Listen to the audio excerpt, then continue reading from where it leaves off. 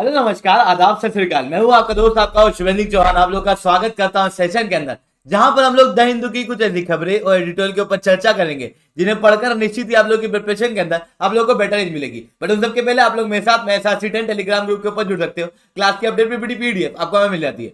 इसके अलावा रोज सुबह 9 बजे द हिंदू एनालिसिस की ये क्लास मेरे द्वारा पाथफाइंडर चैनल के ऊपर ली जाती है। कल से ये क्लास लाइव ली जाएगी सुबह 8 बजे। टाइमिंग जो है वो हम लोग चेंज कर रहे हैं ड्यू टू सर्टेन रीजन। तो वापस से हम लोग सुबह 8 बजे लाइव क्लास लेने की शुरुआत करेंगे, क्योंकि 9 बजे जब मैं रिकॉर्डेड क्लास दे रहा हूं तो उसकी वजह से क्या हो रहा है कि टेक्निकल इश्यूज के कारण, टीम के कारण, कई सारे लोगों के बीच में होने के कारण वो 9 की जगह 9:15 हो जाता है कई बार। ठीक है, तो वो मतलब रेगुलरिटी जो है वो मेंटेन नहीं हो पा रही है। इस कारण से हम लोग इसको शिफ्ट कर रहे हैं 8 बजे। कल से क्लास जो है वो सुबह 8 बजे शुरू होगी। ठीक है, तो चलिए दोस्तों समझने की कोशिश करते हैं हम लोग आज किन चीजों के ऊपर चर्चा करने वाले हैं। आज संडे है तो कोई एडिटोरियल नहीं आता है, आज संडे है तो कोई टेक्स्ट एंड कॉन्टेक्स्ट नहीं आता है। आज हम लोग इन सारी खबरों के ऊपर चर्चा करेंगे डिटेल के अंदर, जो कि मेंस और प्रीलिम्स पॉइंट ऑफ व्यू से इंपॉर्टेंट है। सबसे पहले बात करते हैं हम लोग GS2 से रिलेटेड खबरों के ऊपर। देखो, प्रीलिम्स के अंदर आपको एक आध क्वेश्चन कई बार रिप्रेजेंटेशन ऑफ पीपल एक्ट से मिल जाता है। मेंस के अंदर हर बार फिक्स है एक आध क्वेश्चन जो है वो रिप्रेजेंटेशन ऑफ पीपल एक्ट से होगा ही, क्योंकि मेंस के सिलेबस के अंदर ही उन्होंने लिखा हुआ है कि रिप्रेजेंटेशन ऑफ पीपल्स एक्ट। तो वो चीजें जो है वो इंपॉर्टेंट हो जाती है, यानी कि इलेक्शन से रिलेटेड चीजें जो है वो हमारे लिए काफी ज्यादा इंपॉर्टेंट है, क्योंकि एक आध क्वेश्चन हर साल मेंस के अंदर आता है। तो इलेक्शन को कैसे इंप्रूव करना है, डेमोक्रेसी को कैसे स्थापित करना है, ये समझना काफी ज्यादा जरूरी है। अब मेरी एक बात समझना कि चलो डेमोक्रेसी की जब मैं बात कर रहा हूं देश के अंदर कि डेमोक्रेसी लेके आना है, मतलब हर एक व्यक्ति को बराबर वोट का अधिकार होना चाहिए, तभी आप कहोगे कि हाँ चलो डेमोक्रेसी है। जब डेमोक्रेसी के अंदर मैं कह रहा हूं कि बराबर वोट का अधिकार लोगों के पास में होना चाहिए, अब कहीं ऐसा हो रहा है कि किसी एक व्यक्ति का भी वोट गलत व्यक्ति को पड़ रहा है। मतलब जैसे मैं वोट डाल रहा हूं, एक पार्टी को वोट पड़ रहा है दूसरी पार्टी को, ये अगर एक व्यक्ति के साथ भी हो रहा है तो डोंट यू थिंक ये डेमोक्रेसी खत्म हो रही है?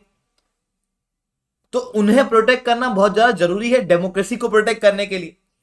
तो कई सारे क्या होते हैं, फिजिकली डिसेबल पीपल्स होते हैं, इनके पास में भी वोट का अधिकार है, देश के नागरिक हैं और भारी मात्रा में भारत के अंदर है। कई सारे फिजिकली डिसेबल ऐसे लोग भी होते हैं जो देख नहीं सकते हैं, जो नहीं पता कर पा रहे हैं कि यार मैंने जिस व्यक्ति को वोट दिया है, जिस पार्टी को वोट दिया, हकीकत में उसको वोट गया है कि नहीं। वो बस बोलते हैं इस पार्टी को वोट दे दो, और उस पार्टी को वोट दिया गया है या नहीं दिया गया दे डोंट नो। तो फिर ये आर्ग्यूमेंट उभर के आया कि क्यों ना हम लोग ऑडियो को रिकॉग्नाइज करें, मतलब एक ऐसे सिस्टम को लेके आए जिसके अंदर image to text recognition system जो होता है, जहां पर नीचे जो पार्टी का नाम है, जो इमेज है, जो लोगो है, उसके ऊपर जैसे ही एक व्यक्ति टच करे वहां पर एक साउंड आ जाए कि इस व्यक्ति ने इस फलाना फलाना पार्टी को वोट किया है। और जब फलाना फलाना पार्टी को वोट किया, पता चल गया कि अच्छा इसको वोट किया, जिसकी वजह से क्या होगा, डेमोक्रेसी जो स्थापित होगी। वहीं कई सारे लोग इस चीज के ऊपर कंसर्न शो करना, क्योंकि जैसे मैंने किसी पार्टी को वोट दिया, मैं मानता हूं कि यार मेरे को इस चीज को सीक्रेट रखना है, मेरे को बाहर बताना नहीं। क्योंकि कई बार क्या होता है हमारे देश के अंदर कि कुछ पावरफुल लोग होते हैं, पावरफुल नेता होते हैं, है ना। जैसे पहले से एक MLA है, वो क्या करता है, अपने चुटकू पुटकू लोगों को लगा देता है हर एक पोलिंग बूथ के ऊपर, और वो लोगों को कहता है कि देख बेटा तेरे को वोट देना तो इसी को देना, वोट देना तो इसी को देना। अब यहां पर मैं बोल के कहेगा कि हाँ आपको ही को वोट दूंगा, और जस्ट वो पोलिंग बूथ के बाहर ही खड़ा हुआ है, और यहां पर मैंने बटन दबाया, किसी और पार्टी का नाम चिल्ला गया, किसी और पार्टी का नाम बोलने लगा, जिससे उस MLA के चुटकू पुटकू नेताओं को समझ में आ गया अच्छा किसको वोट दे रहा है। जिसके बाद में वो फिर मेरे को परेशान करेंगे, मेरे को प्रताड़ित करेंगे कि हमने तो बोला था इसको वोट देने के लिए, फिर भी इसने वोट नहीं दिया। वो सही चीजें हो जाती हैं। तो उस कारण से यहाँ पर कंसर्न जो है वो भी दिखाई दे रहे हैं इस image to text recognition system के लिए। वहीं इसकी आवश्यकता भी हम लोग को दिखाई दे रही है in the electronic voting machine. बोलो समझ में आया? इसके अलावा इंडिया OPEC रिसेंटली, मैंने परसों के दिन ये खबर आई थी, पर मैंने इसको कवर उस समय पे नहीं किया था, क्योंकि मेरे को पता था कि थोड़े समय पे इसको डिटेल में कवर करने की आवश्यकता पड़ेगी। तो OPEC प्लस जो कंट्री है ये काफी ज्यादा कॉन्फिडेंट है।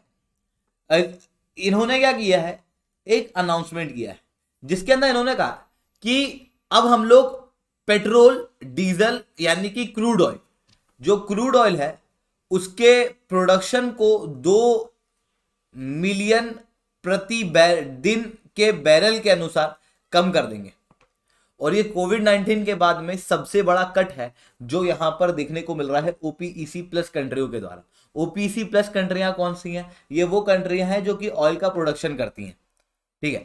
तो ओपीईसी प्लस कंट्रियां जो कि सऊदी अरेबिया के द्वारा चलाई जाती है, रशिया भी इसके अंदर एक पार्टनर है। इन्होंने कहा है कि हम लोग हर दिन 2 मिलियन बैरल तक का प्रोडक्शन कम कर देंगे। मतलब ओवरऑल रूप से प्रोडक्शन ऑयल का कम होने वाला है, मार्केट में सप्लाई कम होने वाला है, जिसके कारण से हो सकता है आने वाले समय में प्राइस जो है वो ऑयल के बढ़ जाए।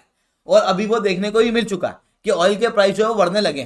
पर ये सब क्यों हो रहा? तो ये सारी ओपीसी कंट्री है, रशिया मिल जाएगा, कजाकिस्तान मिल जाएगा आपको, ठीक है, ईरान मिल जाएगा, इराक मिल जाएगा, सऊदी अरेबिया मिल जाएगा, ठीक है, ओमान मिल जाएगा, और यहाँ पर फिर लीबिया है, अल्जीरिया है, मेक्सिको है, ये सारे देश जो है उसके भाग हैं, वेनेजुएला है, ठीक है, इक्वेडोर है, ये सब ओपीसी प्लस कंट्रियों के भाग है। वहीं ओपीईसी कंट्रियों की बात करें तो ये सऊदी अरेबियन कंट्री यहाँ पर जो दिखाई दे रही है ये है वेनेजुएला और इक्वेडोर, ये सब मिला के क्या होती है? ओपीईसी। वहीं रशिया, कजाकिस्तान, इन देशों को अगर आप जोड़ दोगे, लाइट ब्लू कलर के देश को जोड़ दोगे तो ये ओपीईसी प्लस कंट्री कहलाती है। अब मैं क्या कह रहा था कि ओपीईसी प्लस के अंदर अभी क्या किया गया? ऑयल सप्लाई को कम किया जाएगा, मतलब ऑयल के प्रोडक्शन को कम किया जाएगा। अब जब प्रोडक्शन कम होगा, मार्केट में सप्लाई कम होगी, मार्केट में सप्लाई कम होगी पर डिमांड तो उतनी है, जिसके कारण से हो सकता है आने वाले समय में प्राइस बढ़ जाए। पर यार ओपीईसी कंट्री ने ऐसा क्यों किया? मतलब अचानक क्या हो गया? कोविड-19 का समय याद करो, थोड़ा सा इमेजिन करो, आप फील कर पाओगे कि उस समय पर कोविड-19 के टाइम पे हुआ ये था कि ऑयल प्राइस जो है वो नेगेटिव में चले गए। ऐसा क्यों हुआ था? क्योंकि ओपीईसी कंट्री लगातार प्रोडक्शन कर रही थी, पर दूसरी तरफ लॉकडाउन लग गया। लॉकडाउन के कारण कई सारे लोगों ने गाड़ी वाड़ी चलाई नहीं, तो ऑयल का प्रोडक्शन, ऑयल की रिक्वायरमेंट रही नहीं। इतना ही नहीं, इंडस्ट्री वगैरह बन रही, एग्रीकल्चर उतना हुआ नहीं, जिसके कारण से ऑयल की डिमांड कम रही। डिमांड कम थी पर सप्लाई उतना के उतना था, जिसके कारण से क्या हुआ कि प्रोडक्शन बहुत ज्यादा था, डिमांड कम थी, प्राइस नीचे गिर के नेगेटिव हो गए। क्यों? क्योंकि प्रोडक्शन अभी भी हो रहा था पर कहीं स्टोर करने की जगह नहीं थी। तो ये लोग कह रहे थे कि हमसे तेल ले जाओ, हम पैसे दे देंगे। इतना सस्ता हो चुका था तेल एक समय पे, ठीक है, कोविड-19 के साथ।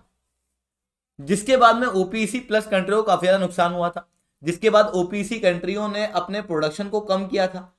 उसके बाद में इकोनॉमिक बूम आया। कोविड-19 के बाद में कई सारे देशों ने अपना प्रोडक्शन बढ़ाया, इकोनॉमी के अंदर ग्रोथ होने लगी। जब प्रोडक्शन बढ़ रहा था तो ऑब्वियसली उस समय पर ऑयल की रिक्वायरमेंट बढ़ रही थी, और जब ऑयल की रिक्वायरमेंट बढ़ रही थी तो कई सारे देश कह रहे थे मुझे ऑयल दो।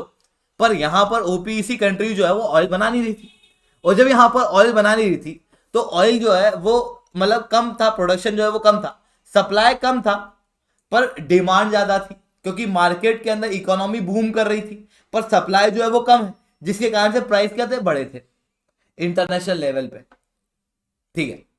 अभी रिसेंटली क्या हुआ? उसके बाद में भारत वगैरह ने, कई सारे देशों ने कहा कि प्रोडक्शन बढ़ाओ, तो प्रोडक्शन बढ़ाया गया। अभी रिसेंटली क्या हो रहा है कि ये देखने को मिल रहा है कि वर्ल्ड बैंक के द्वारा एक अनाउंसमेंट किया गया, जिसके अंदर वर्ल्ड बैंक द्वारा कहा गया कि पूरे विश्व के अंदर एक रिसेशन आने वाला है, जिसके बाद रिसेशन होगा तो इकोनॉमी में प्रोडक्शन कम होगा तो इंडस्ट्री कम चलेगी। इसका मतलब क्या है? इंडस्ट्री कम चल रही है, समझना, फील करना, इंडस्ट्री कम चल रही है तो इंडस्ट्री के अंदर ऑयल जो है वो कम यूज होगा। ऑयल जब कम यूज होगा तो डिमांड जो है वो कम हो जाएगी, पर अगर सप्लाई उतनी की उतनी रही तो उसकी वजह से क्या हो जाएगा? प्राइस जो है वो कम हो जाएंगे, और जब प्राइस कम होंगे तो उसकी वजह से नुकसान किसको होगा? ओपीईसी कंट्री को।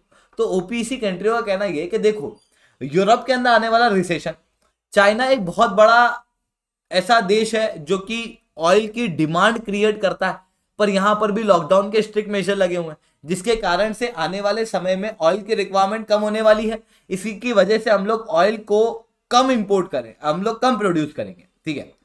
वहीं मिडिल ईस्ट के जितने भी मेंबर हैं, इन्होंने दूसरी चीज ये भी देखी कि यूरोप जो है वो अभी तक ऑयल के ऊपर रशिया पर डिपेंड हुआ करता था, पर अभी रशिया के ऊपर इन्होंने सैंक्शन लगा दिए, रशिया के ऊपर इन्होंने प्रतिबंध लगा दिए।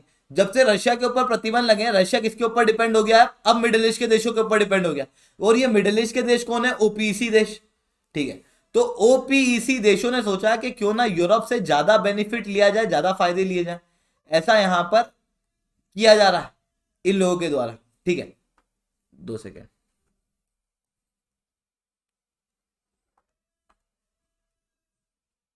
ठीक है, तो इन लोगों के द्वारा ये सारी चीज जो है वो की जा रही है। दूसरा क्या है कि ओपीसी के अंदर रशिया भी है। हो सकता है कि रशिया ने लोगों को भिड़ाया हो कि देखो हम लोगों से ऑयल ले नहीं रहे हैं, आप लोगों से ऑयल ले रहे हैं, रशिया का भारी मात्रा में नुकसान भी हो रहा है। तो इस वजह से रशिया ने कहा हो कि देखो यार ये अब ऑयल ऑयल देने को हम लोग महंगा कर देते हैं, ऑयल का प्रोडक्शन जो है वो कम कर देते हैं। एक कारण ये भी हो सकता है। ऐसे अलग अलग कारण जो है वो बताए जाने हैं। पहला कारण है रिसेशन, दूसरा कारण है मिडिल ईस्ट के ऊपर काफी ज्यादा डिपेंडेंसी यूरोप की, तीसरा कारण है रशिया का ओपीसी प्लस के अंदर इन्वॉल्व होना। ठीक है, इसका इम्पैक्ट क्या होगा अलग अलग कंट्रियों पे, उसके ऊपर बात करते हैं। सबसे पहले बात करते हैं यूरोपियन यूनियन के ऊपर। तो यूरोपियन यूनियन ने क्या किया है, रशिया के ऑयल के ऊपर रेस्ट्रिक्शन लगा दिए, जिसके कारण से अब रशिया के को हटाकर ये लोग काफी ज्यादा डिपेंडेंट है मिडिल ईस्ट के ऊपर। अब जब मिडिल ईस्ट के देश ओपीईसी प्लस देश प्रोडक्शन ऑयल का कम करेंगे, तो उसकी वजह से यूरोप के अंदर ऑयल जो है वो महंगा हो जाएगा। रिसेंटली मैंने आपको बताया भी था कि नेचुरल गैस ऑलरेडी वहां पर महंगी हो रही है, क्योंकि गैस जो है वो अभी तक पहुंच नहीं रही थी यूरोप के अंदर। यूरोप के अंदर गैस क्यों नहीं पहुंच रही थी, क्योंकि वहां पर जो नॉर्ड स्ट्रीम है उसके अंदर लीकेज हो गया था। नॉर्ड स्ट्रीम के अंदर लीकेज होने के कारण यूरोप के अंदर नेचुरल गैस पहुंच नहीं रही थी, जिसके ऊपर यूरोप काफी ज्यादा डिपेंडेंट है। ऑयल ये लोग रशिया से ले नहीं रहे, ज्यादा नहीं ले रहे, कम ले रहे। ऑयल जो आ रहा है वो मिडिल ईस्ट से आ रहा है, पर मिडिल ईस्ट का ऑयल जो है वो महंगा होने वाला है, जिसकी वजह से महंगा होने वाली है एनर्जी यूरोप के अंदर। क्योंकि एक तरफ तो सप्लाई के इशू है, तो दूसरी तरफ यूरोप के अंदर डिमांड के इशू है। ठंड का मौसम आ रहा है, ठंड के मौसम के अंदर यूरोप एक टेम्परेट रीजन है जहां पर ठंड ज्यादा लगती है। और जब ठंड ज्यादा लगती है ना दोस्तों, तो यूरोप के अंदर क्या होता है कि लोग जो है वो आग वगैरह जला के अपने आप को गर्म रखते हैं, क्योंकि वहां पर ठंड बहुत ज्यादा है, हमारे यहाँ से भी ज्यादा। ऐसी कंडीशन में एनर्जी की रिक्वायरमेंट लगती है, इलेक्ट्रिसिटी के फॉर्म में और अलग अलग रूप में। तो वो डिमांड भी बढ़ने वाली है, ऊपर सप्लाई कम होने वाली, जिसके कारण से यूरोप के अंदर प्राइसेस जो है वो काफी ज्यादा बढ़ने वाले हैं। दूसरा जो देश है जिसके ऊपर इम्पैक्ट पड़ सकते हैं वो है अमेरिका। अमेरिका लगातार एक बात कह रहा था कि ऑयल के प्रोडक्शन को बढ़ाओ, ऑयल के प्रोडक्शन को बढ़ाओ, पर ओपीसी कंट्री ने ऑयल के प्रोडक्शन को कम कर दिया। मैंने आपको बताया था कि यूएस ऑलरेडी रिसेशन की सिचुएशन में, क्योंकि यूएस के अंदर इन्फ्लेशन आसमान छू रहा है, जिसी के कारण से वो फेड टेपरिंग वगैरह कर रहा है। ठीक है, तो यूएस के अंदर इन्फ्लेशन बहुत ज्यादा है। अगर ऑयल के प्राइस बढ़ जाएंगे तो उसकी वजह से ओवरऑल रूप से ट्रांसपोर्टेशन के प्राइस बढ़ जाएंगे, जिसके कारण से ओवरऑल रूप से यूएस के अंदर प्राइस बढ़ जाएंगे हर एक चीज के, जिसके कारण से इन्फ्लेशन यूएस के अंदर और ज्यादा बढ़ जाएगा। इसी कारण से ओपीईसी प्लस के इस डिसीजन को क्रिटिसाइज किया था जो बाइडेन ने। इतना ही नहीं दोस्तों, इंडिया के ऊपर भी डायरेक्ट इंपैक्ट पड़ेगा। क्यों? क्योंकि हम लोग यूपीएससी की तैयारी कर रहे हैं, इस कारण से इसको पढ़ना जरूरी है। तो देखो यार, इंडिया के ऊपर किस तरीके से इंपैक्ट पड़ेगा। तो इंडिया जो है वो बहुत ज्यादा ऑयल एक्सपोर्ट करता है। पकड़ लिए ना मेरे को, समझ गए कि अरे इंपोर्ट करता है, क्या बात कर रहे हो सर। मतलब ऑयल का बहुत ज्यादा इंपोर्ट होता है भारत के अंदर, इतनी बात को फील कर पा रहे हो। अब इंडिया जो है वो ऑयल को इंपोर्ट कर रहा है। अगर इंटरनेशनल मार्केट में ऑयल महंगा होगा तो इंडिया महंगा ऑयल इंपोर्ट करेगा। इंडिया अगर महंगा ऑयल इंपोर्ट करेगा तो यही ऑयल, ये जो ऑयल है जो इंडिया इंपोर्ट कर रहा है, यही ट्रांसपोर्टेशन में यूज आएगा, यानी कि भारत के अंदर इन्फ्लेशन बढ़ेगा, पहली चीज। दूसरी चीज, भारत ऑयल इंपोर्ट कर रहा है, महंगा होगा, अगर दाम बढ़ेंगे तो फिर करंट अकाउंट डेफिसिट और फिस्कल डेफिसिट भी क्रिएट होगा। इतना ही नहीं, डॉलर जो है वो भारी मात्रा में बाहर जाएगा भारत से, जिसके कारण से रुपया जो है वो और ज्यादा डेटीरिएट करेगा। अभी लोवेस्ट पे पहुंच चुका था, 82 पे आ गया था। ठीक है, इसके अलावा एक बात फील कर पा रहे हो कि जब मैं कह रहा हूं बांग्लादेश, तो बांग्लादेश की बॉर्डर जो है वो इंडिया से शेयर होती है। एक और चीज, जब बांग्लादेश इंडिया की बॉर्डर की मैं बात कर रहा हूं तो आप फील करना कि यार यहाँ पर 54 अलग अलग नदियां हैं जो इंडिया और बांग्लादेश के बीच में चलती है, जिसके कारण से इंडिया बांग्लादेश की 40% तक की जो बॉर्डर है वो रिवराइन बॉर्डर है, मतलब नदी से बनी हुई बॉर्डर है। ठीक है, अब यहाँ पर होता क्या है, होता ही है कि बांग्लादेश बहुत ज्यादा डेवलप्ड कंट्री है क्या, मतलब बहुत डेवलपमेंट हो रही है क्या, बहुत ग्रोथ हो रही है क्या वहां पे? नहीं हो रही है, स्वाभाविक सी बात। जब बांग्लादेश के अंदर बहुत ज्यादा ग्रोथ नहीं हो रही है, जब बांग्लादेश के अंदर इकोनॉमिक डेवलपमेंट नहीं है, तो बांग्लादेश के लोग जो है वो जॉब की तलाश करेंगे और कहीं जाएंगे, किसी और देश के अंदर माइग्रेट करेंगे। कहाँ करेंगे साहब? सबसे करीबी देश कौन सा? इंडिया, मतलब इंडिया के अंदर आएंगे, इंडिया के अंदर इमिग्रेशन जो है वो बढ़ेगा। बोलो बात समझ पा रहे हो इस बात को कि हाँ भैया भारत के अंदर इमिग्रेशन जो है वो बढ़ेगा। पर भारत को ये चीज चाहिए नहीं, क्योंकि कई सारे लोग जो है वो इलीगल माइग्रेंट के रूप में बांग्लादेश से भारत आ जाते हैं। इलीगल माइग्रेंट मतलब क्या, बिना वीजा वगैरह के, या फिर वीजा क्या है तो उनका वीजा एक्सपायर हो गया उसके बाद भी भारत में, ऐसे लोगों को इलीगल माइग्रेंट कहा जाता है। ठीक है, जैसे बजरंगी भाईजान, ठीक है, तो he was a illegal migrant, उसे इलीगल माइग्रेंट कहा जाएगा, वो पाकिस्तान के अंदर इलीगल माइग्रेंट था। ठीक है, तो ये जो इलीगल माइग्रेंट है वो फिर भारत के अंदर आने लगते हैं। अब जो इलीगल माइग्रेंट भारत के अंदर आते हैं, अगर वो पकड़ा जाते हैं तो इंटरनेशनल बॉर्डर को क्रॉस करना बिना परमिशन के, बिना वीजा के, अपने आप में क्राइम है। तो ऐसे व्यक्ति को जेल के अंदर रखा जाता है नॉर्मली, उसके ऊपर एफआईआर वगैरह लॉन्च की जाती है।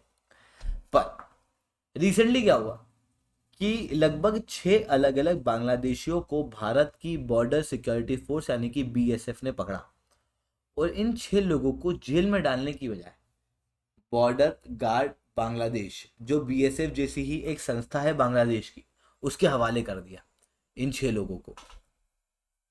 ऐसा क्यों किया, इसका एक बहुत बड़ा कारण है, क्योंकि भारत के अंदर जो जेल है जहां पर इन्हें बंद करना था, उस जेल के अंदर ओवर क्राउडिंग है, पहले ही जगह नहीं है। वहां पर ओवर क्राउडिंग रेट 120 पे है, मतलब हर एक जेल के अंदर 20 लोग एक्स्ट्रा हैं। ऐसी कंडीशन में जेल के अंदर हम लोग उन्हें नहीं डाल सकते थे, इस कारण से हम लोगों ने उन्हें रिटर्न कर दिया। और दूसरा बहाना हम लोगों ने दे दिया कि it is a gesture of humanity and goodwill. पर ऐसे तो कितने लोग हैं जेल के अंदर, तो according to the prison statistics of India 2021 की माने तो लगभग 5,565 फॉरेन इनमेट जो है वो भारत के अंदर प्रिजन के अंदर, जिसके अंदर से 1,746 लोग, यानी कि लगभग 31% जो फॉरेन इनमेट्स हैं, जो इलीगल माइग्रेंट्स हैं, जो जेल के अंदर, जो फॉरेन के लोग हैं जो भारत की जेल के अंदर, उनका 31% जो है वो केवल वेस्ट बंगाल में। इन सब में से जो 40% है वो बांग्लादेश से आए हुए लोग हैं। ठीक है, इतनी बात समझ पा रहे हो। अब दिक्कत ये है कि भारत की जो जेल है वो ओवर क्राउडेड है। अब ये ओवर क्राउडेड क्यों है, क्योंकि कई सारे लोग जिनको जेल के अंदर बंद किया जाता है ये फॉरेनर्स हैं, ठीक है, जिन्हें जेल के अंदर बंद किया हुआ है। अब जो फॉरेनर जेल के अंदर बंद है वो भैया बंद है, बंद है, बंद है, बंद है, उसका टेन्योर खत्म हो चुका है, फिर भी वो बंद है, बंद है, बंद है, बंद है, उसकी पनिशमेंट खत्म हो चुकी है, फिर भी वो बंद है, बंद है, बंद है। क्यों है बंद, क्योंकि जो प्रोसीजर है वो बहुत बड़ी है एक व्यक्ति को जेल से निकालने की, जिसके कारण से डिपोर्टेशन जो है वो समय पे नहीं हो पाता, उसके अंदर डिले होता है। लगभग बांग्लादेश से आए हुए अधिकतर प्रिजनर्स जो हैं वो ऐसे हैं जिन्होंने अपना टर्म टेन्योर कंप्लीट कर लिया है जेल के अंदर, उसके बावजूद भी वो जेल में है, जिसके कारण से जो ऑलरेडी लोग जेल में हैं वो निकले नहीं है, और नए लोग जेल में जा रहे हैं, है ना, इनकमिंग है पर आउटगोइंग है ही नहीं। तो यहाँ पर क्या हो गया, अंदर ओवर क्राउडेड हो गया जेल। इसके अलावा GS3 के ऊपर बात करते हैं। एक बहुत इंपॉर्टेंट खबर है, इंडियन एयरफोर्स के द्वारा नए वेपन सिस्टम की ब्रांच जो है वो भारत के अंदर क्रिएट की जाएगी। ठीक है, ये क्यों इंपॉर्टेंट है internal security point of view से, क्योंकि रिसेंटली क्या देखने को मिला है कि इंडिया अपने आप को मॉडर्नाइज कर रहा है, पहली चीज। दूसरी चीज, हम लोग अपने डिफेंस को इंडिजिनाइज कर रहे हैं मॉडर्नाइज के साथ में। तीसरी चीज, हम लोग हमारी आर्मी को रीअरेंज कर रहे हैं। इन 3 तरीकों से हम लोग हमारी आर्मी की ग्रोथ कर रहे हैं, हम लोग हमारी आर्मी को और ज्यादा डिटरेंट बना रहे हैं, हम लोग हमारी जो सिक्योरिटी फोर्सेस है उन्हें और ज्यादा मजबूत कर रहे हैं। जिसके अंदर जो आर्मी का रीअरेंजमेंट है उसके अंदर हम लोग क्या कर रहे हैं, हम लोग कर रहे हैं कि इंटर ऑपरेबिलिटी को और ज्यादा मजबूत कर रहे हैं, सेंट्रलाइजेशन हो रहा है। जैसे चीफ ऑफ डिफेंस स्टाफ बनाया गया।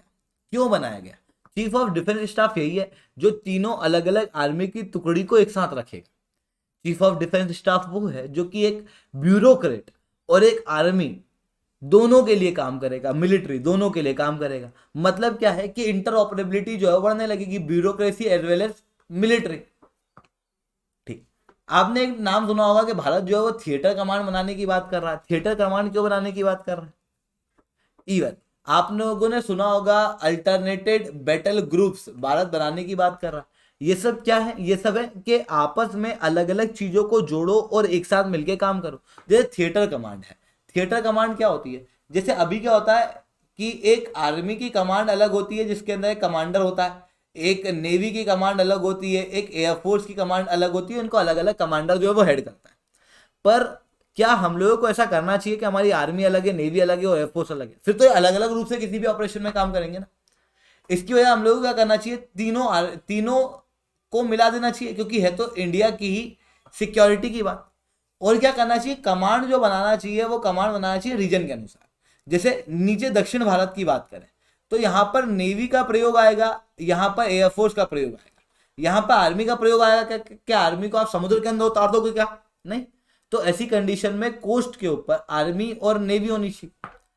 वहीं नॉर्थ के अंदर जब हिमालय के ऊपर लड़ाई करने की बात करें तो नॉर्थ के अंदर जो थिएटर कमांड बने उसके अंदर क्या होना चाहिए, एयरफोर्स और आर्मी। नेवी चला दोगे क्या? मतलब जहाज चलाने लग जाओगे क्या? क्या वहां पे आप सबमरीन उतार दोगे या कलवारी क्लास सबमरीन उतार दोगे क्या हिमालय के अंदर के? लाओ भैया हिमालय के अंदर घुस गए, वैसा तो नहीं कर सकते ना। तो नेवी वहां पर नहीं होनी चाहिए। मतलब आर्मी और एयरफोर्स का कोलेब्रेशन होना चाहिए और उनका एक कमांडर होना चाहिए जो आर्मी को भी कहे कि देखो भैया तुम यहां से अटैक करना, एयरफोर्स वाले तुम वहां से अटैक करना। एक कमांडर, थिएटर कमांड, आपस में इंटरऑपरेबिलिटी। उसी तरीके से आईएएफ के द्वारा रिसेंटली एक नया वेपन सिस्टम ब्रांच क्रिएट की जा रही है। जो आईएएफ के अलग अलग वेपन सिस्टम है, surface, air to surface, surface to air, ठीक है, surface to surface, air to air, इन सारे मिसाइल सिस्टम्स, इन सारे सिस्टम को remotely piloted aircraft, weapon system operator in twin and multi crew aircraft, इन सबको रेगुलेट करेगा और प्रॉपर रूप से अलग अलग टुकड़ियों को सही रूप से ये वेपन डिस्ट्रीब्यूट करेगा। इवन वेपन का डिस्ट्रीब्यूशन ऐसे नहीं होगा कि पहले से वेपन दिए हुए हैं, बल्कि वेपन ऑलरेडी वेपन सिस्टम के पास में, ये जो नया वेपन सिस्टम वाला विंग क्रिएट किया जा रहा है उसके पास में सारे वेपन्स होंगे और ये वेपन फिर क्या करेगा, ऑपरेशन के अनुसार डिस्ट्रीब्यूट करेगा, जिसके कारण से भारत के कम वेपन के साथ में ज्यादा अच्छा काम कर पाएगा। दूसरा कि भारत के 3,400 करोड़ रुपए तक बच जाएंगे इसकी वजह से। एक और खबर है मगनरेगा की अटेंडेंस ऐप की, क्योंकि ये लगातार खबर के अंदर है, एक कंटेम्प्रेरी इशू के अंदर दिखाई दे रहा है।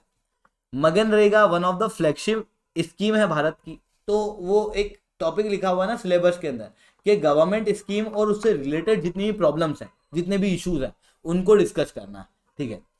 तो भारत सरकार ने एक दिन, क्या पता क्या हुआ, एक दिन सोए हुए थे, नींद आई, सपना आया और सपने के अंदर अचानक से ये दिखा कि यार कई सारे लोग हैं जो मगनरेगा के अंदर काम कर रहे हैं। वो जो मगनरेगा के अंदर काम कर रहे हैं वो लोग क्या कर रहे हैं, अपना अटेंडेंस जो है वो गलत तरीके से दे रहे हैं। ये लोग उठे, बोले कि अब तो कुछ करना पड़ेगा। तो ये लोग क्या एकदम मोबाइल चला रहे थे। मोबाइल चलाते हुए उन्होंने देखा कि 2-4 ऐप हैं, ठीक है, जिसके अंदर क्या होता है, अटेंडेंस लग जाती है। तो क्यों ना ऐसा करें कि अपन मगनरेगा के अंदर भी ऐसी एक अटेंडेंस वाला ऐप लेके आ जाए।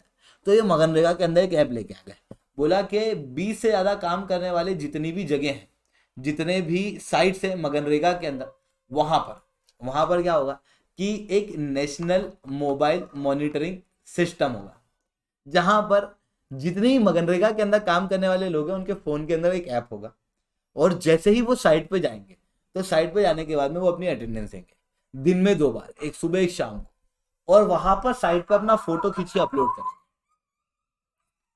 ये था नेशनल मोबाइल मॉनिटरिंग सिस्टम, जिसके जरिए ऑनलाइन क्या करना था कि जो मगनरेगा वाले हैं उनको अटेंडेंस लेनी थी। तमिलनाडु, ओडिशा और आसाम, इन्होंने यूनिवर्सली लगभग हर एक साइट के ऊपर अभी NMMS यानी कि नेशनल मोबाइल मॉनिटरिंग सिस्टम को इम्प्लीमेंट कर दिया है। वहीं 8 राज्य ऐसे हैं जहां पर 90% से ज्यादा साइट्स के ऊपर ये नेशनल मोबाइल मॉनिटरिंग सिस्टम जो है वो इम्प्लीमेंट हो चुका है, जिसमें आसाम है, ओडिशा है, तमिलनाडु है, कर्नाटक है, उत्तराखंड है और पुदुचेरी है। इसके अलावा जितने भी राज्य हैं वो इस चीज को एक्सेप्ट नहीं कर, कह रहे हैं कि हम लोग ये ऑनलाइन ऐप को नहीं लाएंगे। क्यों नहीं लाएंगे भैया, ऐसी क्या दिक्कत होगी? तो पहली दिक्कत तो ये है कि जब आपकी अटेंडेंस, जैसे मान लो आप खुद हो, ठीक है, अब आप खुद सोचो ना कि यार ये मगनरेगा स्कीम क्या है, मनरेगा स्कीम है कि यार ये तो रूरल एम्प्लॉयमेंट गारंटी स्कीम है। रूरल एम्प्लॉयमेंट गारंटी स्कीम है मतलब रूरल एरिया के अंदर जो लोग काम कर रहे हैं इनकी स्कीम है। अब रूरल एरिया के अंदर क्या इंटरनेट इतना अच्छा है क्या? अच्छा इंटरनेट नहीं है तो आप फोटो कैसे अपलोड करोगे? उस ऐप को चलाओगे ही कैसे? मतलब कि अटेंडेंस नहीं लगेगी काम करने के बाद में। काम करने के बाद में अटेंडेंस नहीं लग रही है तो फिर पेमेंट के इश्यूज आएंगे। इवन रेगुलर अटेंडेंस नहीं लगी तो पेनल्टी भी लग सकती है। नॉट जस्ट ग्रामीण क्षेत्र के लोग यार इतने स्किल्ड होते हैं तो कहीं और जॉब नहीं कर रहे होते, ये एम्प्लॉयमेंट गारंटी स्कीम के अंदर क्यों काम कर रहे हैं? अच्छा इतनी जानकारी नहीं है, इसका मतलब इतनी जानकारी नहीं है तो कई बार क्या होता है इनको लगता है हमने फोटो अपलोड कर दिया, वो फोटो कुछ अपलोड ही नहीं होता। तो जो डिजिटल लिटरेसी है किसका इशू है? इशू है महिलाओं का। देखो अभी तक क्या होता था कि मनरेगा के अंदर कई सारी महिलाएं काम करती थी और महिलाएं जब काम करती थी तो उनको पैसा मिलता था, फाइनेंशियल ऑटोनॉमी होती थी। महिलाएं क्या करती थी, सुबह घर से खाना बना के निकलती थी कि चलो आओ खाना वाना बना दिया और लोगों को खिला दिया, उसके बाद निकली मनरेगा के अंदर काम की, फटाफट काम की और काम करने के बाद में आने लगी, जल्दी आ जाती थी, है ना। जितना उनका काम होता था वो सारा काम करके वो रिटर्न हो रही है। रिटर्न होके वो क्या करती है, सब्जी भाजी वगैरह खरीद लेती है पैसों से और उसके बाद में घर पे आके वापस से खाना बना देती है या फिर जो भी काम है वो कर लेती है, अपने दिन का एक बड़ा समय जो है वो बचा लेती है। अब क्या होने लगा है कि दिन में 2 बार उसको अटेंडेंस देना है, ठीक। तो वो साइट के ऊपर बैठे रहेंगे लोग, हाँ भाई अटेंडेंस दे देंगे और चल जाएंगे। क्या है, क्वालिटी ऑफ वर्क चेक नहीं किया जाता, पहली चीज। दूसरी चीज कि वो लोग जो कि फट से काम करके किसी और जगह पे काम करने जा सकते थे उनको वो चीज नहीं मिल पा रही है, जिसके कारण से यहाँ पर उसका इशू आ रहा है, ठीक है। इसके अलावा हीट वेव का एक अर्ली वार्निंग सिस्टम जो है वो क्रिएट किया गया है। देखो हीट वेव क्या होती है तो आपने अधिकतर सुना होगा, वो गर्मी जब ज़्यादा पड़ जाती है तो हीट वेव आने लगती है। पर ये हीट वेव हम लोगों को कौन बताता है कि यार हीट वेव आ गई है? मतलब थोड़ा सा इमेजिन करो, आपको कब पता चलता है कि अरे यार हीट वेव आने वाली है, या इस राज्यों के अंदर हीट वेव के लिए रेड अलर्ट जारी किया, कौन करता है? बोलो बोलो बोलो। IMD, Indian meteorological department. अब जो ये इंडियन मेट्रोलॉजिकल डिपार्टमेंट है इसके पास में जो सिस्टम है उससे हमको लगभग 4 दिन का पता लगता है कि अगले 4 दिन में कहाँ पे हीट वेव आने वाली है, गर्मी पड़ने वाली है अचानक से। ये हीट वेव अलग अलग कारणों से पड़ती है, नॉर्थ इंडिया के अंदर जनरली पड़ती है ना। अल नीनो हो सकता है, अल नीनो जो है वो एक खुद में फिनोमिना है जो धरती को गर्म करता है, ठीक है। पर भारत के पास में जो सिस्टम था वो 4 दिन को ही चेक करने का था। अब ये सिस्टम जो है वो रिप्लेस किया जा रहा है, एक नया सिस्टम बनाया गया है IIT मद्रास और IIT पुणे के द्वारा, जिसके जरिए हीट वेव को अगले 2 हफ्ते तक ट्रैक किया जा सकता है। इवन अगले एक पूरे सीजन के लिए ट्रैक किया जा सकता है। ये दोनों अलग अलग सिस्टम जो है वो बनाए गए। इसके अलावा गगनयान चंद्रयान 2, ठीक है। देखो चंद्रमा को जानते हो, ये मान लो ये चांद है, ये मून है, ठीक है। इधर कहीं धरती भी होगी और कहीं दूर यहाँ पर सूरज दादा भी होंगे, ठीक है। आपने कभी एक नाम सुना है सोडियम, ठीक है। सोडियम के अंदर एक बाहर का इलेक्ट्रॉन होता है, बहुत कमजोर होता है, इजीली निकल जाता है, मतलब इजीली इलेक्ट्रॉन जो है वो एक्साइट हो जाता है। एक्साइट होता है तो सोडियम जो है वो रेडिएशन छोड़ने लगता है और ये रेडिएशन निकलती है एक्सरे के अंदर, और इसी एक्सरे के निकलने के बाद में यहाँ पर थोड़ा सा एक कलर डेवलप होता है। जब कलर डेवलप होता है तो इसी को कहा जाता है एक्सरे फ्लोरोसेंस। पर उसके लिए क्या करना है, सोडियम को एक्साइट करना है। सोडियम को एक्साइट करने के लिए क्या चाहिए, एनर्जी चाहिए। सोडियम को एनर्जी मिलेगी, उसका बाहरी इलेक्ट्रॉन एक्साइट होगा और वो क्या करने लगेगा, एनर्जी जो है वो रिलीज करने लगेगा, और ये एनर्जी रिलीज होगी एक्सरे के अंदर। बोलो बात समझ में आ रही है? धरती से जब आप टेलीस्कोप से चंद्रमा की सतह देखते हो तो आपको 2 एलिमेंट दिखाई देते हैं, एक है सोडियम और एक पोटेशियम। केवल 2 ही एलिमेंट आपको क्लियरली दिखते हैं, मतलब सोडियम जो है वो चंद्रमा की सरफेस पे अवेलेबल है। सूरज जो है वो अपनी एनर्जी दे रहा है, एनर्जी सूरज से सोलर फ्लेयर के फॉर्म में आ रही है जो सोडियम को एक्साइट करती है, और उसकी वजह से क्या होता है, एक्सरे फ्लोरोसेंस जो है वो निकलता है, ये एक्सरे रेडिएशन के अंदर निकलता है। अब आपको याद होगा भारत का चंद्रयान 2, पर सर ये तो फेल हो गया था ना, मतलब एक्चुअली हुआ ये था कि इसका जो रोवर था वो ठीक से लैंड नहीं कर पाया था, विक्रम जो है वो ठीक से लैंड नहीं कर पाया था। पर यहाँ पर एक क्लास इंस्ट्रूमेंट है जो ऑलरेडी चंद्रमा के आसपास जा चुका था और आज भी चंद्रमा के आसपास घूम रहा है। इसका नाम है Chandrayaan 2 large area soft X-ray spectrometer, जो क्या करता है, एक्सरे को जांच कर लेता है, देख लेता है कहाँ से एक्सरे आ रही है, ठीक है। तो चांद से जब एक्सरे के अंदर ये सोडियम के एक्सरे फ्लोरोसेंस निकले तो उसे क्या कर लिया गया, एब्जॉर्ब कर लिया गया क्लास द्वारा, और क्लास द्वारा यानी कि चंद्रयान 2 के ही एक स्पेक्ट्रोमीटर के द्वारा हम लोगों को पता चला है कि चंद्रमा की सतह पर सोडियम है। और जब ये सोडियम की बात करते हैं कि यहाँ पर ये जो एनर्जी निकली है एक्सरे फोटोन के फॉर्म में, ये फोटोन कितने नंबर में है और कितनी इंटेंसिटी से है, इससे पता चलता है कि सोडियम की एनर्जी कितनी है और कितना सोडियम अवेलेबल है चंद्रमा की सरफेस पे। जब हम लोगों ने इस स्पेक्ट्रोमीटर का प्रयोग किया तो हम लोगों को समझ में आया कि चंद्रमा की सतह पर लगातार सोडियम की मात्रा जो है वो कम हो रही है। अब ये अपने आप में अलग रिसर्च क्यों, इसके ऊपर हम लोग क्यों पढ़ रहे हैं, क्योंकि देखो एक तो ये इंडिया के चंद्रयान द्वारा की गई है, इस कारण से ये इंपॉर्टेंट है, ठीक है। दूसरा कि जब मैं बात करता हूं एक्सरे की या सोडियम की, तो इसके पहले क्या किया गया था कि चांद के ऊपर अपोलो 11 करके एक मिशन भेजा गया, चांद ई करके 5 करके भी एक मिशन जो है वो चंद्रमा में भेजा गया था, जिसके जरिए चंद्रमा की पत्थर को धरती पे लाया गया था, जिसके अंदर ये पता चला था कि चंद्रमा की पत्थर पे सोडियम है।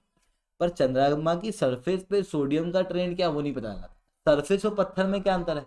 तो देखो धरती की सरफेस के अंदर धरती का एटमॉस्फेयर भी आ जाता है, तो चंद्रमा के एटमॉस्फेयर और चंद्रमा की धरती के ऊपर, मतलब उसका जो रॉक है उसके ऊपर सोडियम की मात्रा किस तरीके से चेंज हो रही है वो बताया इस रिसर्च ने, जिसके बाद ये रिसर्च अपने आप में काफी ज्यादा इंपॉर्टेंट है। बोलो बात समझ में आई। आज के लिए इतना ही रखते हैं। लेक्चर अच्छा लग गया तो लाइक कर दो, लेक्चर बहुत अच्छा लग गया तो SRC10 कमेंट कर दो। अगर आप लोगों को अनअकैडमी के ऊपर सब्सक्रिप्शन लेना है दोस्तों, तो आप लोग कोड यूज कर सकते हो SRC10। उसके बाद में आप लोगों को मेरे द्वारा पर्सनली 1-on-1 मेंटरशिप मिलेगी। इसके अलावा मैं आप लोगों को बताऊंगा आपको क्या पढ़ना है, किस तरीके से पढ़ना है। हर एक टॉपिक के ऊपर मेरे द्वारा पर्सनली 1-on-1 गाइडेंस आप लोगों को दी जाएगी। अभी अनअकैडमी का कॉम्बैट होने वाला है 11 बजे, उसे अटेंड जरूर से कर लेना दोस्तों। आज के लिए इतना ही। जय हिंद, जय भारत।